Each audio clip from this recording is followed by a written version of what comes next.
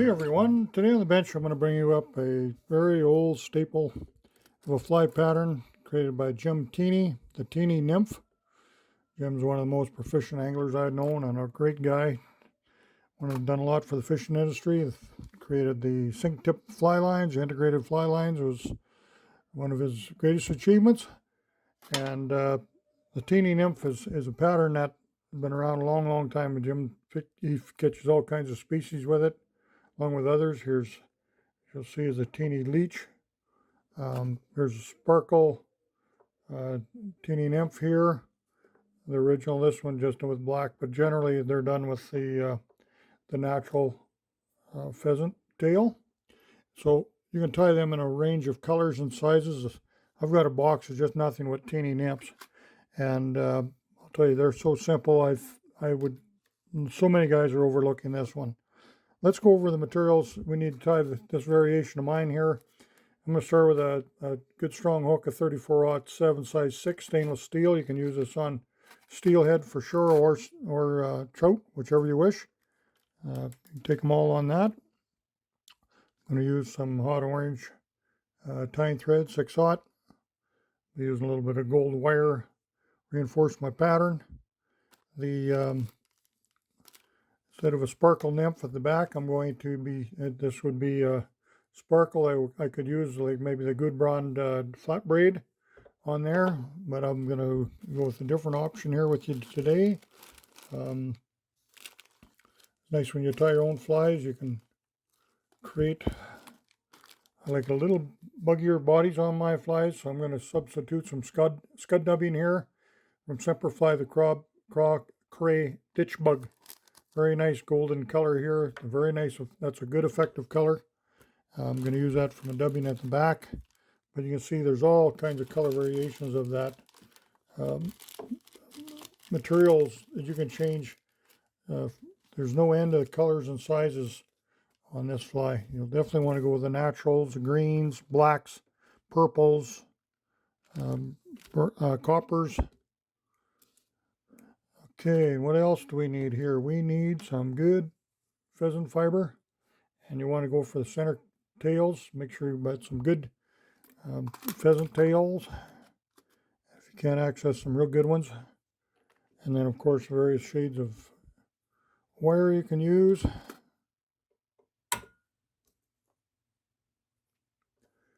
Jim sells lots of pheasant tails. They're the select ones. If you can't find real good pheasant tail, he's the guy. Get hold of Teeny Fly Fishing or Jim Teeny online.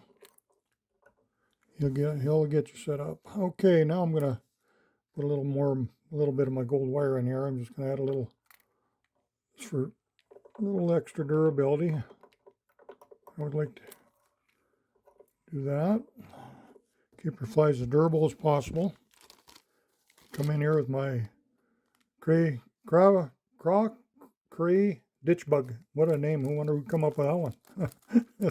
But I do like the color. Good blend here from Semperfli. Nice and bright. And you can spin that on by hand. I'm just going to use my Norvise here, spin it.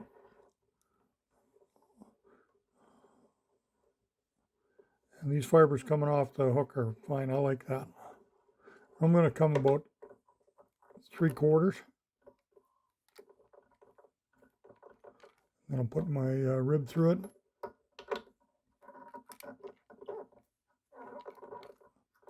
Tie that off. And make sure we got about 1/4 back. These long fibers are okay. What I want to do now is really push them back, preen them back. That to me, I like better than the flat braid. I know the flat braid works good. I know I'm not trying to dispute anybody using that or Jim created really good. I'm just like this Buggy material here, and I'm going to incorporate it in his fly pattern and send him a few. I know he fishes this fly all the time. Just that's what he uses, bar none. And that man caught more steelhead, I think, than most guys out there. Get a nice clip of our pheasant. Want to make sure we get it back enough we can get some good turns. I'm going to tie it down the front here, come to the rear here about a third. Get our thorax.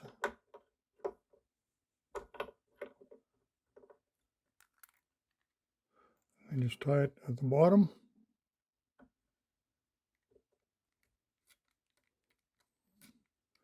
Tie it back. Get my whip finish. You can tie a boatload of these in a hurry. They're easy to tie, but easy to fish. Never fish them weighted. Always fish them unweighted. You don't put beads on them. And they're just a great producer right there. I'll come in with a little Solres and make this even a little more adorable on the head. Put that on my torch.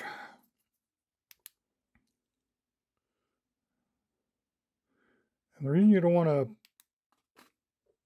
weight them, this fly with a good heavy hook like that is going to ride in the water at that pretty much at a 45-degree angle. And that's how most insects emerge, always at that angle. The only ones that really come straight up are chironomids. So that is a great pattern for you right there. Just a little version of the Sparkle Teeny Nymph. And I know it'll produce very, very well for you.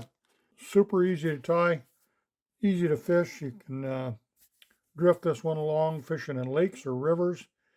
Trout steal it. I just can't say enough about this great bug that Jim Teeny created. And I know it's an oversight because it's so easy for so many to tie, and so many guys, we pass up a lot of real easy looking flies that the fish will eat. Jim was a little bit hesitant. He said when he created this fly, didn't know how the fish would react to it, but it's been a winner. It's been proven for, I don't know, probably 40 years, I would think. So anyway, we'd like to thank Jim for that. We would like to thank you again for visiting our On the Bench segments. And if you have anything you'd like to see or any questions, please feel free to drop Dawn a line and we'll respond. Thanks again for watching.